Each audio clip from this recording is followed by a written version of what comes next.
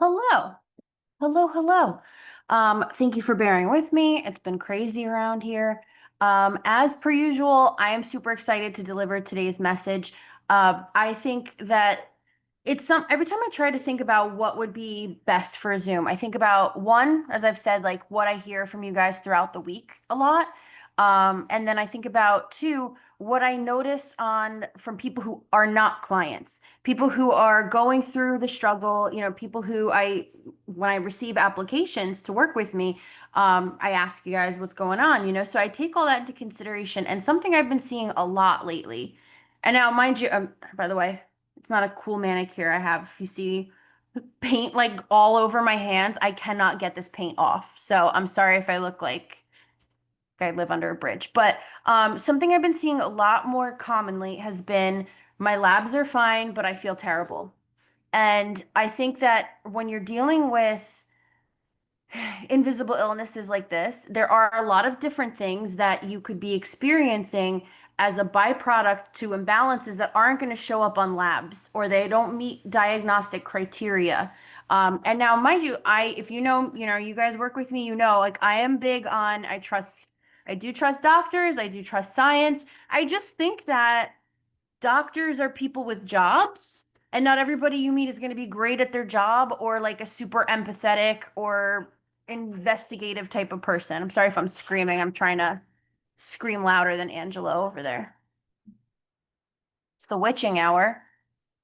Are you good? You guys good? As soon as I said that, he stopped crying. Such a little shit. Anyway, sorry.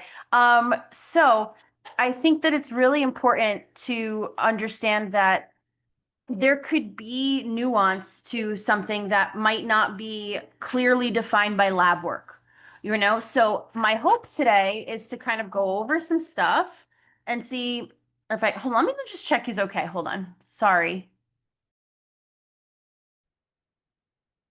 Okay.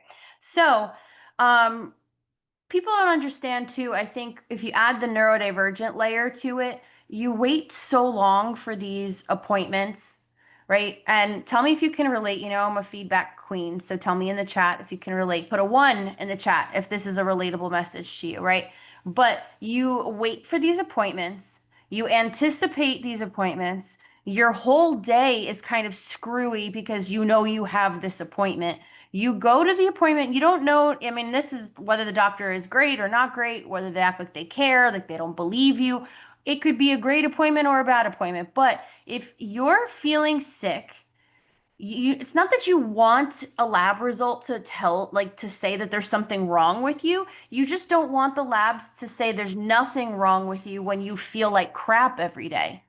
So put a one in the chat if you've ever felt like that, where you're like, I don't want to be ill, but like if I want to know why I'm not feeling my best, and I want to know why that is that you're telling me I'm fine, and yet here we are. I'm not making it up, you know? So let's get into it. All right. So first of all, I'm gonna go over a couple of the different reasons that, you might be experiencing symptoms with okay blood work, right? And then this is just so you guys know though, this can be so individual to each and every one of you. So please feel free, text me after this, on our next session, whatever, put a note to bring it up, whatever you want. But this stuff might not all apply to you. Some stuff might be really relatable. It's just super individual. And this is just scratching the surface. Of course, there are a million different lifestyle things that could be causing a lot of symptoms. So, but these are kind of like more of the medical side of things. All right. So, first thing up is insulin resistance slash reactive hypoglycemia. This gets missed a lot because A1C is the only test that is usually looked at. Now, your A1C is your basically like a 3 month average of your blood sugars. So it basically shows you like what you usually hover at, right? That's your typical go-to. But here's the thing, it's an average, right? So if you typically, like, if you have insulin resistance, which means that you produce too much insulin, more insulin than your body actually needs to manage your blood sugars, and you're making a lot more insulin, so it drops your blood sugars too low. And then as a result, you're either having cravings or your liver is kicking in with glucose. It's sending you back up, which when your blood sugars are high, your body releases more insulin and it brings you, but because you have insulin resistance, you release too much and you go too low. This loop-de-loop, right? It kind of balances out the average, right? So if you're looking at an A1C as the only way that that A1C means there you have insulin resistance, if it's high, it's in the pre-diabetic range or whatever, then that would mean that you tend to run higher blood sugars all the time. But if you are releasing more insulin than necessary, which is insulin resistance, and your numbers tend to run low as a result, those lower numbers are going to average your A1C out to a lower overall number. So it's going to look like, oh, you're fine. Your A1C is fine. You don't get exhausted after you eat carbs. Your moods aren't all over the place. You don't feel like you're going to die because you took 10 steps forward. Like it's fine. Lose some weight, it'll help your acne. It's just stupid. But you could have and that loop-de-loop is reactive hypoglycemia. You could have reactive hypoglycemia, which is very common with insulin resistance, and yet your A1C is fine. Or even if you've been surprised that your A1C is like low, you might have even been complimented on your A1C and been told like, oh, this is great, but you feel like shit. So what gives? Oh my God, I always forget to bring my reading glasses so I can see. I'm not used to being old. So, can your A1C be fine, but fasting glucose be high? Yes, but your fasting glucose being high could be a result of you running a low blood sugar and rebounding from that because you make too much insulin. Now, this isn't for everyone. Some people do tend to just run higher, and it's just, it's part of, you know, budding insulin resistance, so to speak.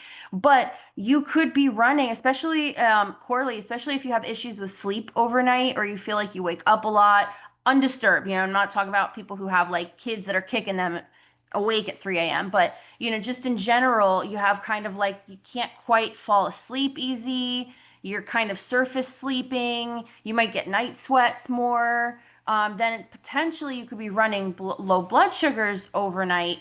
And when you are running a low blood sugar, like I said, either you will crave sugar or carbs, and that's your body's way of like survival, and then you will eat and it will raise, or your liver will register you're running low and it will release glucose, which is sugar, to bring your blood sugars up. And then that kind of keeps you on the cycle of up and down throughout the day. But that might just be that your waking blood sugars are catching you at that upswing. So it's a possibility.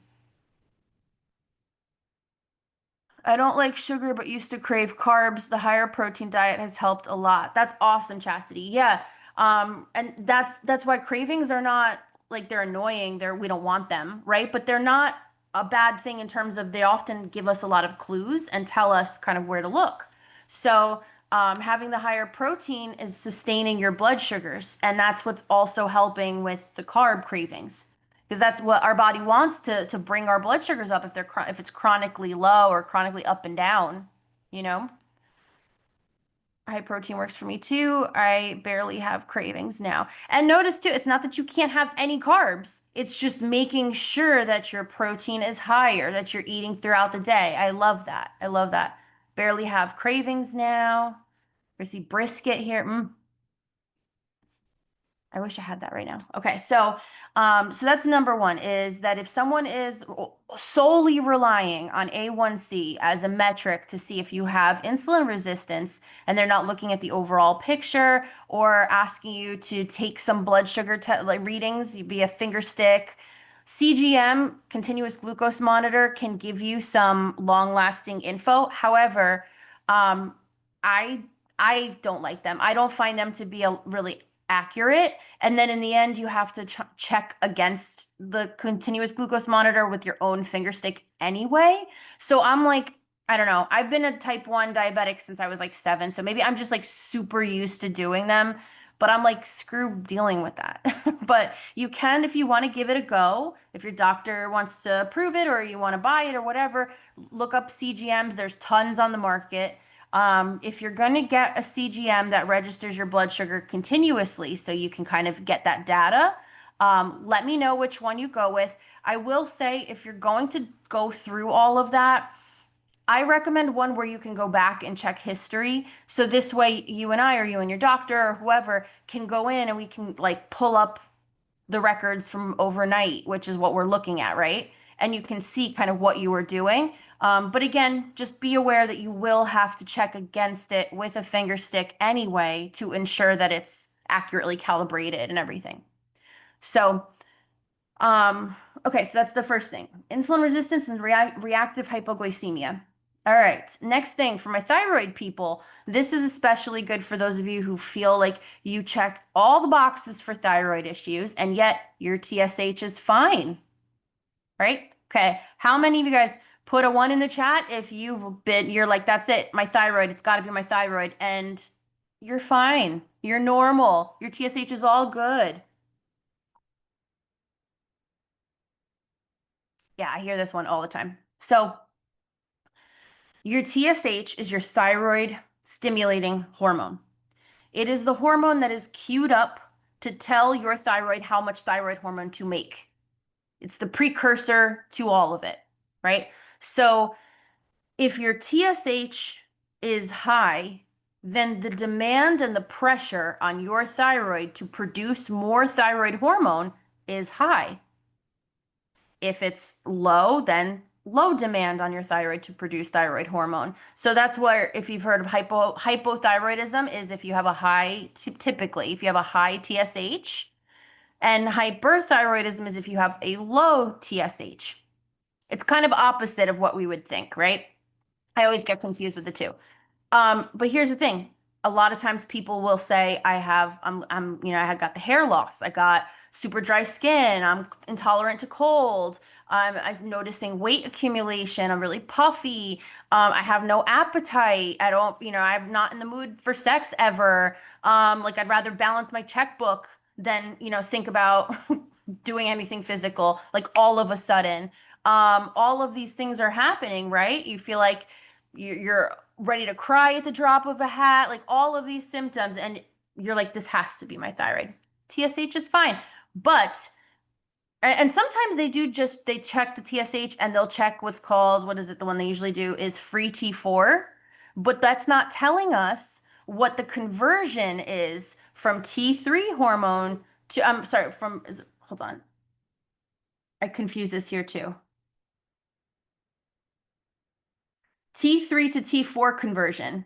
I confuse those two all the time. T3 to T4 conversion is the issue, not how much you're producing. So you could be producing the correct amount of thyroid hormone, but the way your body is utilizing it is inadequate.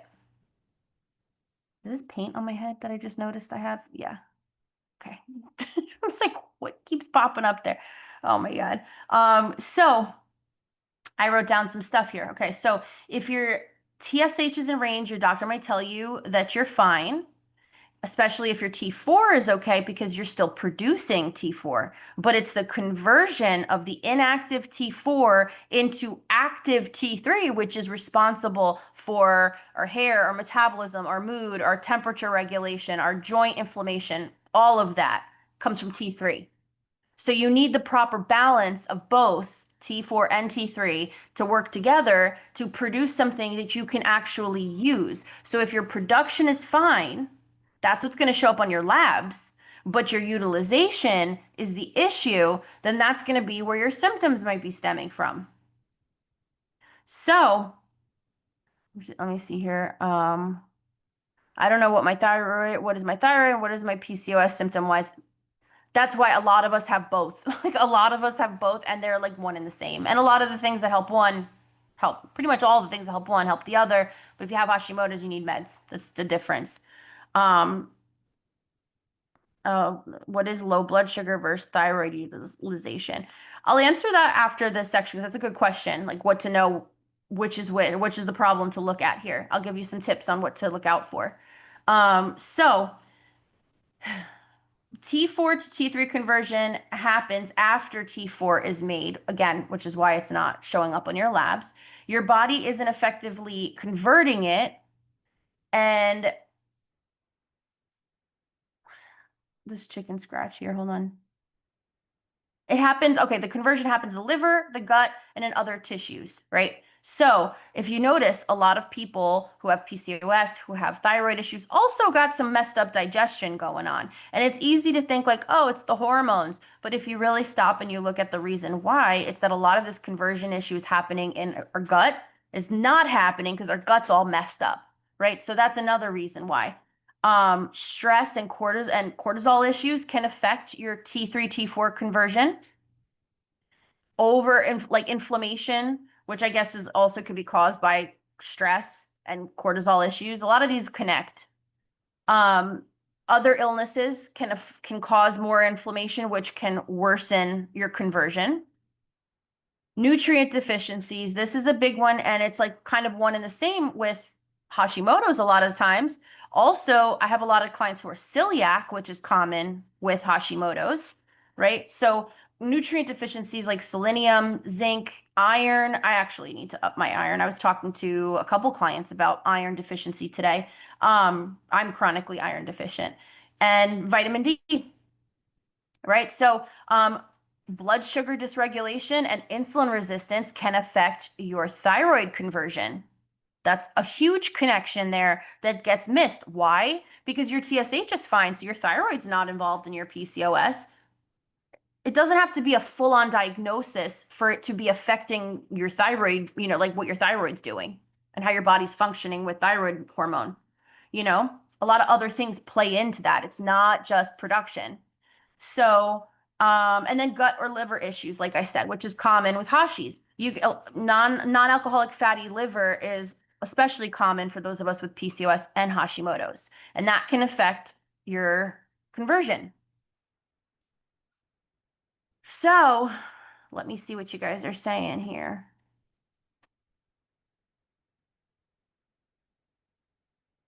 That's why Chastity, I'm going to go back to your question here. That's why I found a doctor in New Jersey that tests it all, reverse T3, antibodies, etc. Yes. Yes, absolutely. They're very hard to find. Um, they're very hard to find, and a lot of times they don't take insurance, the doctors that'll run those kinds of tests, which I find very interesting. Like, why? Like, why couldn't a medical doctor just order those tests and have it be run through my insurance, you know? And yeah, it's a pain in the ass. You got to wait forever to get to them, So if you find a good one, hold on to them.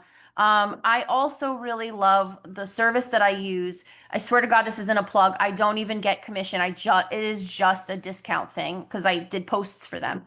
But Hone Health, I don't know if you saw my stories. I didn't even realize that I needed like that I had booked this blood work like a regular lab checkup. I had booked it before vacation. So I got back from vacation and I got the notification that's like, you have an appointment at LabCorp tomorrow. And I was like, okay, my hair is fucking falling out. So like I should probably get, maybe go see and get this blood work done.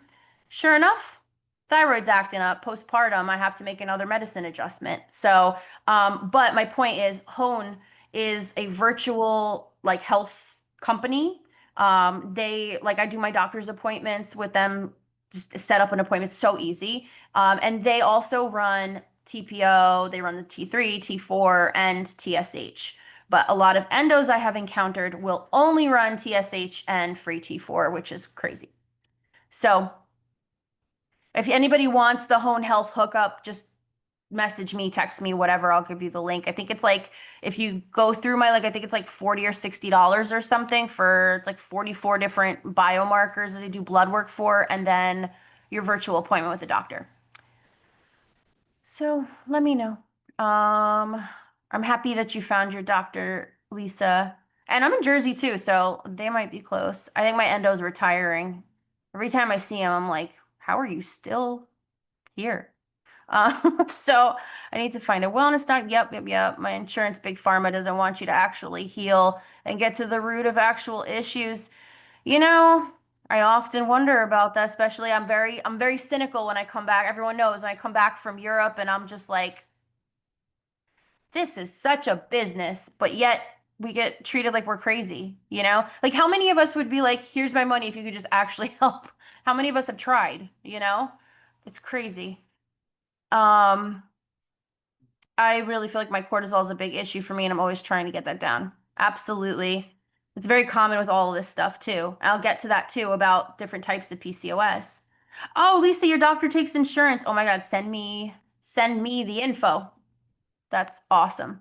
Okay, so Chastity, you said what's low blood sugar versus thyroid utilization? So, two different things. I mean, low blood sugars are going to feel to the average person also depends on how used to them you are. So you might not even notice. It just might be part of your daily feeling like crap. So typically, if you're running a low, you'll feel very spacey. You'll get like agitated in your spaciness, if that makes sense. You kind of can get trembly, cold sweats. You feel anxious but not scared. I don't, if you know, you know. It's like you feel it like activated, but not necessarily like emotionally stressed, and that's not the cause. You get cravings. You can feel really exhausted, like especially once either you satisfy the craving or, like I said, your liver kicks in. You could feel like you got hit by a truck. Like it feels just like you're exhausted. Um, and that's typically the down part of the downswing. And that's also, it'll prevent you from sleeping. So for people who are noticing that they are waking up randomly or they're not getting like enough deep sleep, potentially, maybe not, but potentially you could be running low blood sugar. So that's why I always recommend to people get a blood sugar monitor. If you're feeling funky at all and you got these issues, like they're like $25 on Amazon, but you do have to poke yourself and bleed on a strip and everything. But um just always just check your blood sugar when some funky stuff like that's happening to see what's going on. So this way you can also learn to correlate how you feel when your blood sugars are at a certain range. And then thyroid utilization. This is the craziest thing too, by the way, because going back to the Hone story, I didn't have any other thyroid symptoms. Like for me, my TSH was elevated. My TPOs, which are the antibodies that are created when you're in active Hashimoto's, those were high. But like my only real symptom was extreme hair loss, but I also stopped breastfeeding, so I don't know which is which. And maybe a little bit more sleepy. Not really, I do a bunch of shit all day, so I don't know. But it's different for everybody. But the big hallmarks are a weepy gray kind of feeling. Oh shit, hold on, my battery's gonna die. Could you grab me the charger? Thank you.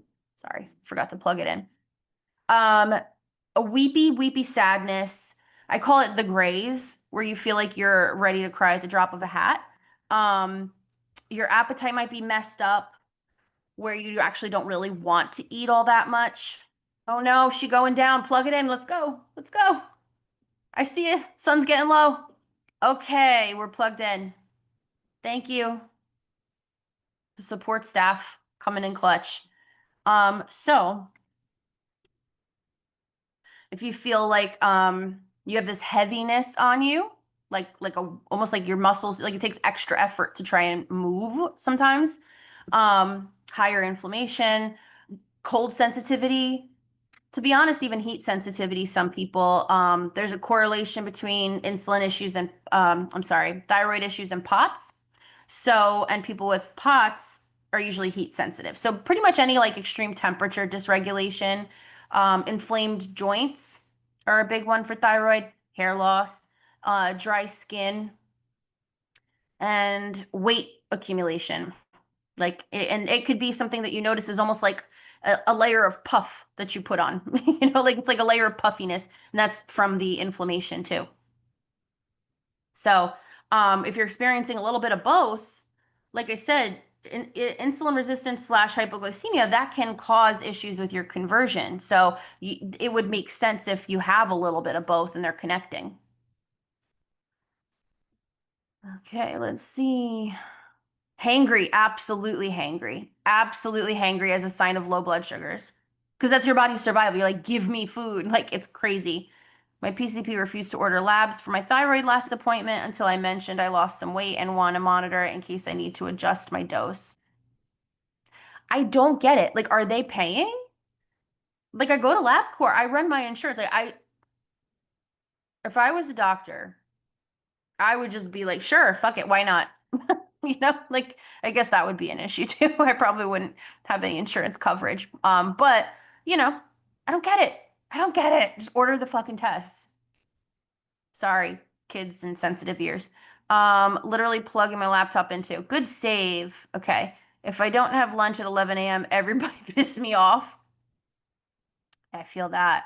Okay, so let's see. So that was the conversion rate. All right, last one here is that there are 5 different types of PCOS, and they are not really fully recognized by a lot of the medical community. Again, I'm saying this as somebody who I respect doctors, I respect science. However, it doesn't mean that everybody who is a doctor or who, is a believer of science and is like the greatest. So I keep that in mind. Have I met wonderful endos who are very old-fashioned but are good at like what they do and the information they know? Sure. Have I met now newer, more open-minded endos who believe in the 5 different types? Yes. So it isn't like an overall, it really depends on the practitioner you're going to, whether or not they believe in this. They might laugh at it. You say anything adrenal to a doctor, and I feel like they think you're nuts. So keep in mind. Um, so adrenal and inflammatory are 2 types of PCOS that I see really commonly amongst clients because people tend to come to me when they feel like the typical things aren't helping them and doctors aren't giving them clear answers and their labs aren't conclusive and all that stuff. So what happens is inflammatory and adrenal don't have like clear cut labs. Like, okay, yeah, there's tests to check your inflammation, of course. But that could also be caused by a bunch of different, a bunch of other things that might not be something that is a dead ringer for inflammatory PCOS alone. It has a lot to do with the symptoms and the way that it presents is what has it fall under these other types. So 5, I thought there were 4. Yeah, 5. Go figure, right? So we got insulin resistant. We have androgenic, which is like the quote unquote popular one, right? It's the high testosterone one. Estrogenic, so people who have estrogen issues. Adrenal and inflammatory. And inflammatory tends to be the one most common with thyroid issues because you have higher inflammation when you have autoimmune illness or when your thyroid's affected. So those two tend to really connect. Adrenal PCOS, I see amongst my clients who have spent a lot of their history trying to diet extremely, trying to work out extremely. Maybe they didn't grow up with any kind of hormonal or weight issues at all. Maybe they went through like extreme trauma and then they started noticing that these issues were happening. Um, they tend to be people who undereat, yet still have weight issues surrounding this. So I don't know if anyone is relating to this. I do know. I do know. I'm all of your coaches, so I do know this. But this is why. It's that your issues are not caused by you sitting around eating chocolate all day, despite how people may act. It's that if you have adrenal issues, which then adrenal, cortisol, all of that related, that falls down the pipeline of thyroid absorption, of your blood sugars being affected. All of that can still happen, but the main root cause is the high inflammation or the adrenal involvement, not it's not going to be so much about the ovaries or the testosterone, which is what's typically the diagnostic criteria for PCOS. So I eat very healthy compared to a lot of people, and yet here I am. I hear it all the time. I was in the same boat. I was literally a raw vegan at my heaviest. I was eating lettuce. I was eat every time because I heard it all the time. Eat less, move more. Don't give in to the binges. Don't give in to the cravings. Like I had never thought of that, right? Like I needed to hear it from someone to be like, oh, I should stop doing that. Like so annoying. But I was literally eating raw vegetables when I was at my heaviest and sickest, and people would be like, eat less and move more. Eat less what? Cucumbers? Like, okay, Um, can you have multiple types of PCOS or all of them? Yes, you can. You can have multiple types of PCOS. So you can have the high, the presence of high testosterone. You can have all the diagnostic criteria, but you could also have a ton of inflammation.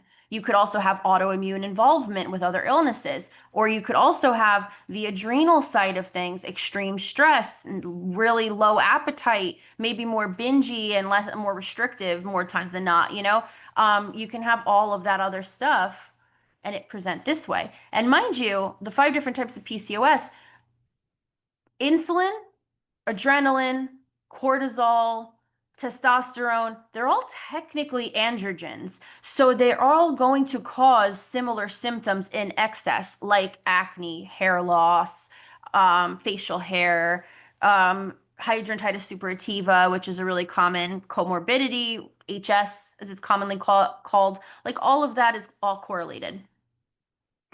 So, um, let's see. My doctor probably thinks I'm nuts because I will message the portal like, "Hey, can you add vitamin D, B, iron, magnesium?" Absolutely. Honestly, my psychiatrist, I think he's a physician's assistant for my psychiatrist, and he's like that. If I'm like, "Hey, I'm wondering about this lab, can we run?" He's like, "Yep, I love it." I go to see him tomorrow, and I'm very excited. Actually, I see him. No, I see my endo tomorrow first, and then I see him. Someone's gonna raise my thyroid, and I can't freaking wait because this shit's crazy. But yeah, it's always so good when you have a doctor who's like obviously, I think if you were asking for crazy things, they would be like, why, But like, if I'm asking for vitamin panels or whatever, my doctor knows me enough now to know to be like, oh, she's probably checking on see what she needs to make up for in her diet or whatever. It's I love that kind of dynamic. Okay, so then we got if I hear one more gym bro call people with PCOS lazy or liars. Oh, I'm going to end up on the ID channel. No, for real. The internet is a cesspool, to be honest. Like when I find, can you guys hear my kids screaming? I ask every time, but that was loud. Someone needs to go to bed. We're done. I need to be done. So oh shit, what was I saying? That scream like rattled my brain. The internet is a cesspool. When I find my few accounts that I love, like I'm like, please don't say something horrible one day. Like, please just stay true. Because people are crazy. Those gym bros have no idea what they're talking about. They've never had to deal with this personally, obviously. They're just, everyone thinks it's just a calorie deficit and that's all that matters. But I mean, literally, if you have androgen hormones pumping through your veins or you don't have an adequate amount of usable thyroid hormone, there is no other cause. There is no other like thing but then to expect to gain weight, right? Like that has nothing to do with you sitting around and eating. Like, and what are we not allowed to sit around and eat? Like we're human. We all deserve to eat. I see the craziest stuff online, but remember, the more polarizing what someone's posting is, the more it pisses you off or gets people to like loudly cheer. Like people are really weird around weight, like the more views the original poster gets, and people get paid for views and not just likes, clicks, messages, them buying stuff off their link, like just straight views gets them monetized. So people are going to post things that are going to get people really upset or just engaged, and that's it's horrible. Ugh, I'm always one of those people I'm like not reading the comments is self-care because I can tell when I see a post it's just gonna be horrible. And then sometimes I just do it anyway and then I want to rage. But yeah, I would love for everyone who thinks it's so easy to deal with this, I want them to have this. I'm not talking a day, I want a month. I want you to have a full cycle. Not even, I mean, some of us, who knows how long our cycles are, right? But I want one month of you dealing with this shit. Then come back and show me your posts. Let's say you happen to find a good doctor that tests for everything you want and you find out what's actually going on. What's the solution? Certain meds and supplements, specific nutrition. Every time I find out something's going on, I'm like, okay, now what? Shelby, you're joining us from outside of the CCA realm, but everybody here has asked that question. And I'm not like, this is not a plug for like, you hire me. No, but what that answer is so specific to the person that I think, they can sit there and they can tell you, like, eat this many carbs, eat this much protein, eat this whatever. But the big thing is, like, how do I fit that into my life in a way that is sustainable, but a way that's like not going to make me obsessive and hate everything because that's not a way to live, right? And we're all human. So that answer is different. Now, if you were to say, just spitballing, like, okay, insulin resistance, I can send you all of these resources. I don't mind to send them to you. But insulin resistance, you want to increase your muscle, you want to watch your carbs, you want to think about food that's going to sustain your blood sugars. There's a different protocol. If it's the insulin conversion, well, then you would look at different things like stress and sleep and, what did I say here? Hold on. Stress, sleep, what's causing inflammation, if you have any nutrition deficiencies, things like that. But again, it gets overwhelming if you don't know how to like put that into play. So, what a lot, not a lot, all of us in here do. No, I love it. I'm glad you asked it, but what we do in here is baby steps. Everybody's got a different type of baby step, a different order of baby step that they go through. And it's to include what they need to include in like an easy way. That's always the goal. So I wish I could give you more of like a laser focused answer, but we can definitely talk more on this, and it is very individual to the person. But all in all, not, you guys aren't crazy. Like, you're not making it up or imagining that you feel like crap. Um, these are things that could be affecting it, and also, digestion. That next week I'm going to do the Zoom on purely digestion. That's going to be our topic. So, you might see it thrown around a lot, like improve your gut health, improve your gut health. Even that is individual to the human, to the person. Like, not everybody has the same gut problems. Not everybody needs a ton of probiotics, like it's unique to the human. So, my goal for today was to show you guys that there are underlying things we can look at and can improve. That if your labs don't show you specific things, don't be discouraged. We are working through all of them. I told you this is just scratching the surface. So my hope is that as I have, our sessions over the next couple weeks with you guys, let's unpack all this and kind of see where we're at with each of your baby steps, and we'll figure it out. But I hope this was helpful. I hope you guys learned something and you enjoyed it. And enjoy the rest of your night. I'm gonna go tend to this screaming banshee of a child and hopefully eat my chicken dinner at some point. Okay, so bye.